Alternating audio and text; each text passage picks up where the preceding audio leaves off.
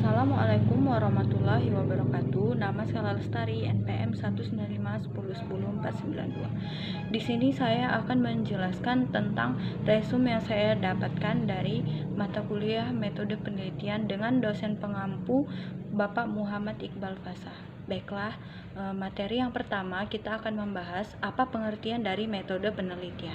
Metode penelitian adalah suatu cara ilmiah yang dipilih secara spesifik untuk mendapatkan data dan memecahkan suatu masalah yang dilakukan pada suatu penelitian dengan tujuan dan kegunaan tertentu. Cara mencari ide penelitian dan referensi: yang pertama, mengikuti webinar terbaru, cari jurnal keluaran terbaru, kita bisa mendapatkannya pada Google Scholar. Kemudian cara mencari referensi. Cara mencari referensi, kita dapat langsung mengetik judul pada Google Scholar dan dapat di-download sebanyak-banyaknya. Kemudian ada abstrak. Abstrak adalah yang menggambarkan paper tersebut. Biasanya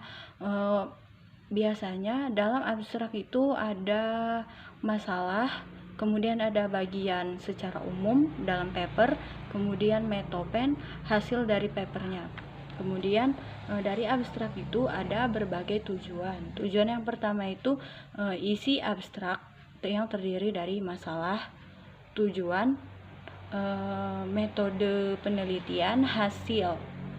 Kemudian yang kedua ada tiap paragraf harus ada referensi, kemudian hindari blog web, kemudian buku, kemudian jurnal ilmiah, kemudian rangkuman, dan kemudian temuan lapangan.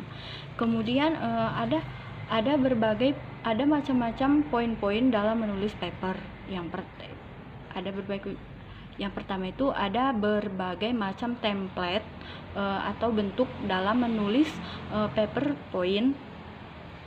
Yang disebutkan tadi itu poin umum atau general. Kemudian ada pendahuluan, literatur review metode penelitian, dan hasil pembahasan, kesimpulan dan saran. Kemudian ada poin-poin apa saja dalam pendahuluan. Latar belakang merupakan penjelasan dalam bentuk uraian paragraf yang berisi mengapa sebuah karya tulis dibuat dan guna mendukung penulisan karya ilmiah yang kompeten.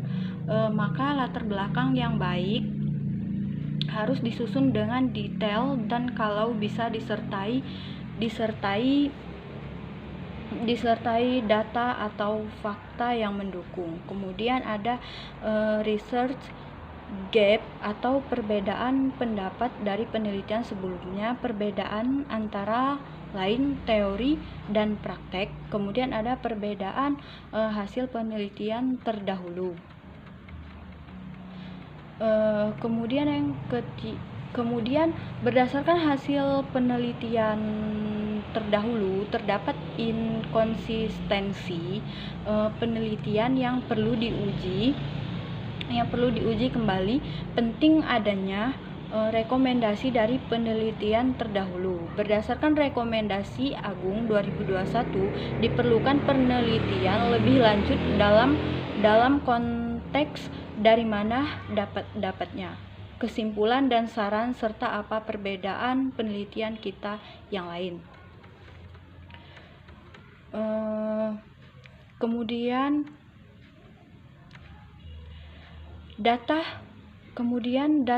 di Mendeley yang harus diperbaiki. Yang pertama, hapus semua sumber yang berasal dari blog, WordPress, dan data internet yang tidak ilmiah.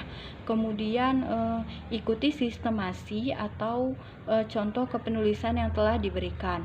Yang ketiga, rujuk pada rujukan utama, tidak boleh seperti ini, misalnya menurut Salsabila dalam buku Fasa. Kemudian yang keempat, pekan depan presentasi tanpa ada referensi blog internet. Kemudian jika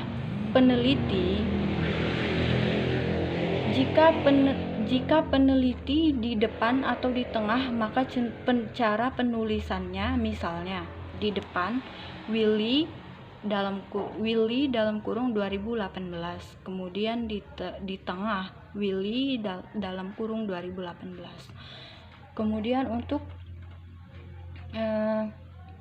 Kemudian kita akan mempelajari cara upload artikel ke jurnal. Yang pertama itu yang harus kita lakukan adalah lihat database yang dikasih Pak Iqbal berbentuk Excel.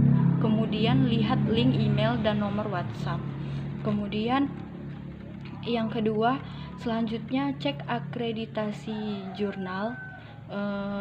Pilihlah akreditasi Sinta 4, 5, dan 6 atau yang belum terakreditas. Kemungkinan besar bisa submit karena masih mudah. Jangan memilih akreditasi Sinta 321, itu sulit untuk dijangkau karena jam terbang sudah tinggi. Biasanya para dosen mengejar ke situ untuk submit artikelnya. Kemudian yang ketiga itu pilihlah jadwal upload yang lebih dari 2, yakni 4 itu lebih bagus. Contoh Agustus, Oktober, November, Desember. Bulan terbit artikel, pilihlah yang akan terbit November karena UAS itu pada bulan Desember. Kemudian yang keempat, buka link, kemudian lihat di arsip, kemudian lihat yang sudah terbit, kemudian download, ubahlah artikel Anda sama persis seperti aturan artikel dari pihak penerbit. Kemudian yang kelima, kemudian klik register, kemudian isi data diri dan submit jurnal hingga akhir. Kemudian yang keenam, tunggu konfirmasi dari pihak penerbit akankah layak diterbit atau tidak. Kemudian yang ketujuh, apabila tidak ada kapasitas, pilih untuk meminta izin untuk mencabut artikel yang disubmit dan kemudian cari jurnal yang lain agar jurnal kita diterbitkan. Kemudian kita akan mempelajari hipotesis. Apa itu hipotesis? Hipotesis mencakup 1. Hasil penelitian terdahulu yang mendukung. Kemudian yang kedua, hasil penelitian yang tidak mendukung. Kemudian yang ketiga, teori dan konsep yang mendukung. Kemudian yang keempat, argumentasi dari penulis itu sendiri. Kemudian status dari jurnal meliputi yang pertama itu awaiting assignment, kemudian yang ketiga decision atau di reject, kemudian yang ketiga decision atau revisi required. Kemudian apa pengertian dari pengembangan hipotesis? Di sini seperti yang kita tahu bahwa pengembangan hipotesis yaitu jawaban sementara terhadap masalah yang masih bersifat praduga karena masih harus dibuktikan kebenarannya. Dugaan jawaban tersebut merupakan kebenaran yang sifatnya sementara yang diuji kebenarannya dengan data yang dikumpulkan melalui penelitian.